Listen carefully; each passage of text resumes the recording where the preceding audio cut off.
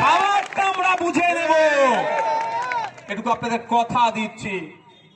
আর আপনাদের বলবো, ওই ভোটের আগের রাতে, ভোটের একদিন আগে, ভোটের দিনে কেউ চাংড়ামো বদনামো করতে এলে গণতন্ত্রকে রক্ষা করার জন্য বাড়িতে বসে থাকলে হবে না, রাস্তায় নামতে হবে। মায়েরা তৈরি আছেন তো নাকি? মায়েদেরকে তৈরি থাকতে হবে, বাপ ভাইদের তৈরি থাকতে হবে। আর্টিকেল 326 আমাদের ভোট দানের স্বাধীনতা দিয়েছে। কেউ যদি আমাদের ভোট কেড়ে নিতে চায়, রাস্তায় নেমে আমাদের অধিকার আমাদেরকে বাঁচাতে হবে। যেভাবে নির্বাচন কমিশন ভোট স্বাধীনতা কেড়ে নিতে চাইছে, তার বিরুদ্ধে যেমন লড়াই চলছে।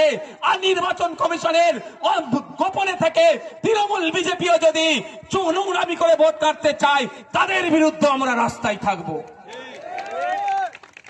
কি বলছি বুঝে আসছে? আপনার ভোটকে কেউ যদি কাটতে চায়, তার বিরুদ্ধে কথা বলতে হবে তো নাকি? হ্যাঁ, দেখুন একটা কথা বলি, যারা গুন্ডামি মস্তানি করে না, তারা অনেক ভীতু হয়। কি বললাম? অনেক ভীতু হয়। ওরা কিভাবে জিতে যায় জানেন? আপনার মনের মধ্যে ওরা ভয় ঢুকিয়ে দেয় বলে। কি বললাম? আপনার মনের মধ্যে ভয় ঢুকিয়ে দেয় বলে। আমি একটা মাগরিবের নামাজ পড়ে যখন বার হলাম, আমার হঠাৎ কি যেন একটা মাথায় একটা আসলো, এটা বলবো একটু। এটা আসলো, ক্যানিং পূর্বে শাহাবুদ্দিন সিরাজি ছিল। হ্যাঁ, মাস্টার মানুষ, শান্তশিষ্ট ছেলে। ওকে পেয়ে, বেচারিটাকে পেয়ে যা ইচ্ছা তাই করেছে গণনা কেন্দ্রে। আর মনে মনে করছে আমি যে কত ভালো, আমার খুদাই জানে। বুঝতে পারছেন কি বলছি? কি বলছি বুঝে আসছে তো? আমি শাহাবুদ্দিনের থেকে ও যতটা সাদা সিধে ভালো, আমি ভাই অতটা নয়, আমি এটাও বলে যাচ্ছি। বুঝতে পারছেন? তার মানে তাই অনুরোধ, রাজনৈতিক হিংসায় জড়াবেন না, এক নম্বর। দ্বিতীয় কথা হচ্ছে, যদি কেউ নোংরামি করে, কি হয় নোংরামিটা তাও বলে দিচ্ছি।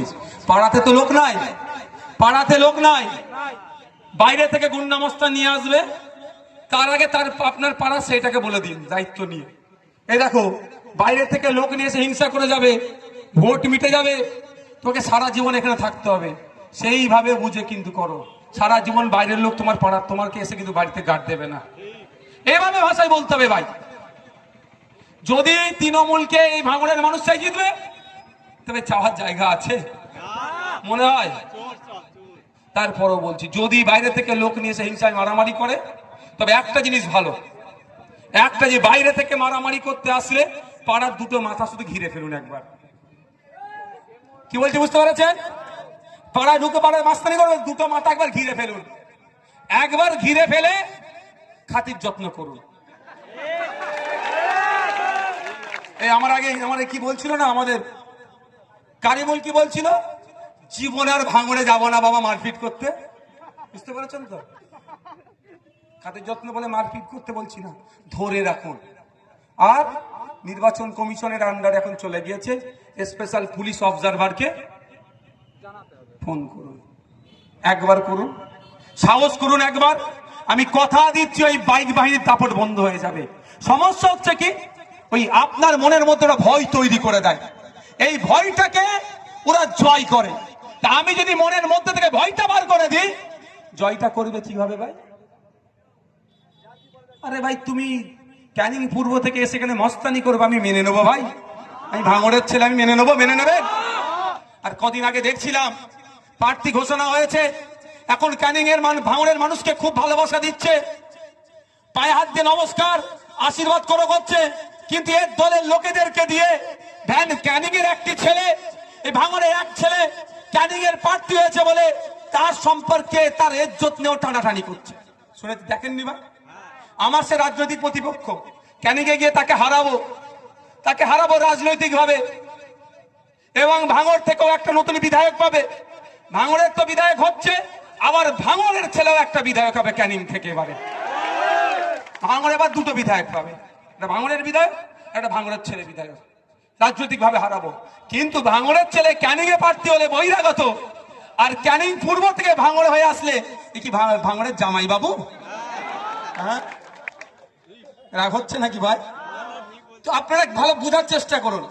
আপনাদের ভাঙড়ের ছেলে যে কোনো রাজনৈতিক দলের হয়ে ক্যানিং এ কন্টেস্ট করলে হয়ে যায় বহিরাগত, তার চরিত্রের দোষ, সে খারাপ, সে নাকি আইএসএফ এর সাথে যুক্ত।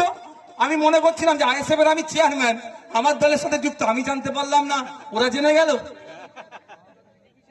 হ্যাঁ, তাহলে খারাপ হয়ে গেল। আর ক্যানিং পূর্ব থেকে সে ভাঙড়ে ভোটে দাঁড়ালে সে ভাঙড়ের আত্মীয় হয়ে গেল নাকি? এর জবাব কিন্তু দিতে হবে। এটা ভাঙড়ের কে অপমান করেছে, ভাঙড়ের ছেলেকে অপমান মানে ভাঙড়বাসীকে অপমান করেছে। কে বহিরাগত, ভাঙড়ের মানুষ কিন্তু খাম চিহ্নে ভোট দিয়ে ওকে জবাবটা দেখিয়ে দেবে। প্রস্তুত আছে তো নাকি বন্ধুগণ? আমার আরেকটা প্রোগ্রাম আছে, আমি সেখানে যাব। আমি শুধু আপনাদেরকে দুটো কথা মনে করিয়ে দিতে চাই। প্রথম কথা হচ্ছে, গতবারে একটা ভুল বার্তা ছড়িয়েছিল।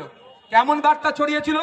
সরাসরি তৃণমূলের লোকেরা করেনি, আধা তৃণমূল কিছু আছে, এই মলি সাহেব গোছে, সব নয়, কিছু কিছু ভাই দেখতে পাচ্ছেন না, একটা সময় খুব কথা বলতে, এখন সেই দলেরই ঝান্ডা ধরে ফেলেছে। কিছু আছে এই ধরনের, কি বলবে, হ্যাঁ নওশাদ ভাইজানকে জিতাবার তো দরকার, তা ইভিএম মেশিনটা কেমন ভাবে চালাতে হয় জানো? বয়স্ক লোকেরা তো কবে চালিয়েছে ভুলে গেছে, মহিলারা তো 2-4 বছর পর পর ইভিএম মেশিন দেখে। কি বলবে? গতবারে করেছে, বলছে প্রথম সুইচটা অন করবে টিপে, তারপরে ভাইজানের সুইচটাতে টিপবে। মোটোবার ওই ভুল কাজ করবেন না। ইভিএম মেশিনের সামনে গিয়ে, আর যারা বাপেরা এসছেন, মায়েরা এসছেন, মহিলাদেরকে, বয়স্ক লোকেদেরকে ভালো করে বুঝিয়ে দেবেন। ইভিএম মেশিনের সামনে গিয়ে দাঁড়াবে, যেখানে খাম চিহ্ন দেখবেন সেই সুইচটাতে হাত দেবেন, নাহলে প্রথম সুইচ অন করা মানেই তো তৃণমূলের ভোটটা তো ওখানেই পড়ে গেল। এইরকম ভাবে কিন্তু ভোট চুরি হয়েছে গতবারে। এই একটা সায়েন্টিফিক চুরি, সায়েন্টিফিক চুরি নয়। তো আপনাদের বলছি এই ভুলটা কিন্তু করবেন না, এই ভুলটা কিন্তু করবেন না। ইভিএম মেশিনের সামনে গিয়ে হাত পেছন দিকে রাখবে, নাহলে কারেন্ট মেরে দেবে। খাম চিহ্ন ছাড়া অন্য সুইচে হাত দিলে আবার এইটাতে আমি এমসিসি দিয়ে খেয়ে যাবো না তো, নোটিশ খেয়ে যাবো না তো। খাম চিহ্নটা দেখতে পাবেন, আর আমাদের ছবি থাকবে, আমার ছবি থাকবে, সেইখানেই আপনারা দেবেন। এখন সিম্বল কার কোনটা অ্যালার্টমেন্ট হয়েছে সেটা হয়নি। যখন সিম্বল অ্যালার্টমেন্ট, আমাদের খাম চিহ্ন থাকবে। অনেকে অনেক কথা বলেছিল না, খাম চিহ্ন নাকি পাবো না, খাম চিহ্ন কি হয়েছে সেই হয়েছে, গল্প শুনিয়েছিল। আমরা কিন্তু তার উত্তর দিইনি। সবার প্রশ্নের উত্তর দিতে কি লাগবে ভাই? আমরা কাজেতে বিশ্বাসী। ইভিএম মেশিনের সামনে যাবেন। আজকে দেখুন এই যে নির্বাচনী, ভাই তুমি সরে আসো একটু, এই যে নির্বাচনী প্রতীকটা আছে, এদিকে সরে আসো না, এটা কি আছে? খাম চিহ্ন তো, তাহলে এখানে ভোট দিতে কথা বলা হচ্ছে তো। তাহলে বিগত দিনে যারা কথা বলেছিল ভাই মৃত্যুক নালে চিটিংবাজের মতো কথা বলেছিল, তোদের মধ্যে একটা হয়তো অসত্য কথা বলেছিল, তো এখনো যেগুলো কথাগুলো বলে যাচ্ছে তারা অসত্য কথা বলছে। তাই আপনাদের বলবো, আপনারা যদি চান আপনার পাশের বাড়ির আদিবাসীর কোটার চাকরিটা বাঁচাতে হবে, তাহলে খাম চিহ্নকে আপনি ভোট দেন। আপনি যদি চান আপনার পাশের বাড়ির দলিত ছেলেটা উচ্চশিক্ষায় শিক্ষিত হয়ে গেছে, কিন্তু দলিত কোটায় সে চাকরি পাচ্ছে না, নন দলিত ফেক সার্টিফিকেট বানিয়ে দলিত ভাইটার চাকরি খেয়ে নিচ্ছে, তার বিরুদ্ধে যদি লড়তে চান, প্রকৃত যে দলিত মেধার ভিত্তিতে চাকরি পাক, তাহলে আপনি খাম চিহ্নিত ভোট দিন ভাঙড়ে। আমি বলবো, আপনি যদি চান আপনি সংখ্যালঘু মুসলমান, রঙ্গনাথ মিশ্র কমিশনের সুপারিশ অনুযায়ী 100 জন চাকরির মধ্যে 10 জন সংখ্যালঘু মুসলমান হওয়া দরকার, যদি এটা ফিরিয়ে আনতে চান, তাহলে বলবো ভাঙড়ে আবার খাম চিহ্ন দিন। আর রাজ্যে আপনার যেখানে যেখানে আত্মীয় আছে, যে যে বিধানসভায়, তাদেরকে বলুন যেখানে যেখানে খাম চিহ্ন আছে খাম চিহ্নতে দিক, আর না হলে যেখানে থেকে বামেদের সাথে আমাদের আলোচনা হয়েছে সেখানে বামেদের চিহ্নকে আপনি ভোট দিন। হবে তো নাকি? শুধু নিজেরটা বুঝে নেব? শুধু নিজের বুঝলে হবে না, আমার বুঝতে হবে, আমার প্রতিবেশীরও বুঝতে হবে। আমি বুঝে নিচ্ছি আমারটা, আমার প্রতিবেশীর রাম কাকার ছেলে চাকরি পাচ্ছে না, রহিম চাচার ছেলে চাকরি পাচ্ছে না, তাহলে কিন্তু বোঝাটা ঠিক হলো না। আমার নিজেরটাও বুঝবো, আমার অধিকার, আমার পাশের বাড়ির, আমার আত্মীয়, আমার গ্রামের মানুষ, আমার পাড়ার মানুষের অধিকারটা আমি বুঝে নেব। তাই মাথায় থাকবে, আগামী 29শে এপ্রিল আসছে দিন, আগামী 29শে এপ্রিল আসছে দিন, আগামী 29শে এপ্রিল আসছে দিন, আগামী 29শে এপ্রিল আসছে দিন। এটা ভাঙড়ের মানুষের কাছে একটা বড় চ্যালেঞ্জ। তবে আমি এটা বলি, শেষ করছি, আচ্ছা আপনাদের ভোট নিয়ে কি আমি বিক্রি করেছি? কে বলতে পারবেন ভাই? ভোট নিয়ে আমি মিনিস্টার হতে পারতাম কি পারতাম না? এ বলুন, পারতাম কি পারতাম না? কিন্তু আমি বিক্রি করেছি ভোট। আপনাদের ভরসাকে আমি নষ্ট করেছি, আবেগকে আমি অসম্মান করেছি, আপনার স্নেহকে আমি প্রত্যাখ্যান করেছি? কোনোটাই করিনি। আমি বারবার আপনাদের কাছে হেরেছি। একদিকে আমার টাকার অফার প্রত্যাখ্যান করেছি, মিনিস্ট্রির অফার প্রত্যাখ্যান করেছি, জেলে নিয়ে গিয়েছে মাথা তুলে জেল থেকে ফিরেছি, ভাঙড়ে ঢুকেছি, ভাঙড়ের মানুষ আমাকে বীরের মতো স্বাগত জানিয়েছে।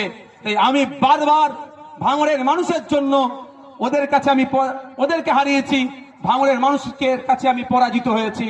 আমি আপনাদের কথা দিয়ে যাচ্ছি, আমি বারবার আপনাদের কাছে আমি পরাজিত হওয়ার জন্য প্রস্তুত আছি, কিন্তু বেইমানি করে কারো কাছে আমি জয়ী হতে চাই না।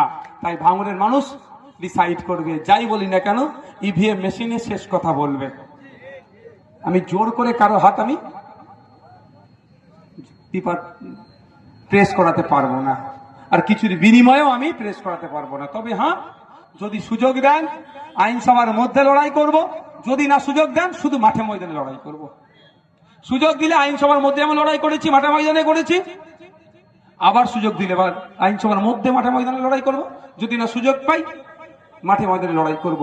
তবে লড়াই থেকে পিছপা হবার ছেলে আমি নয়, এটা ভাঙড়ের মানুষও জানে, মমতা ব্যানার্জিও জানে, নরেন্দ্র দামোদর দাস মোদীও জানে যে নওশাদকে যতই মমতাকে দিয়ে আটকানো হোক না কেন ওকে আটকাতে পারবো না। কারণ ভাঙড়ের শুধু নয়, রাজ্যের অগণিত হিন্দু মুসলমান দলিত আদিবাসী নির্বিশেষে ইমাম পুরোহিত থেকে শুরু করে সবার কারো দুয়া কারো আশীর্বাদ নওশাদের সাথে আছে বলে। ধন্যবাদ সকলে, ভালো থাকবেন, সুস্থ থাকবেন। ভাঙড়ের সম্মান ইজ্জত বাংলার মানুষকে দেখাবার জন্য একটা বড় সুযোগ এসেছে। আমরা ভাঙড়ের মানুষটা সেই সুযোগটাকে কাজে লাগান। ক্যানিং পূর্বের নটোরিয়াস ক্রিমিনালকে রাজনৈতিকভাবে কি করতে হবে, বিসর্জন দেওয়ার একটা বড় সুযোগ এসেছে। পলিটিক্যাল ক্যারিয়ারকে তার বিসর্জন দেওয়ার একটা বড় সুযোগ এসেছে। ধন্যবাদ।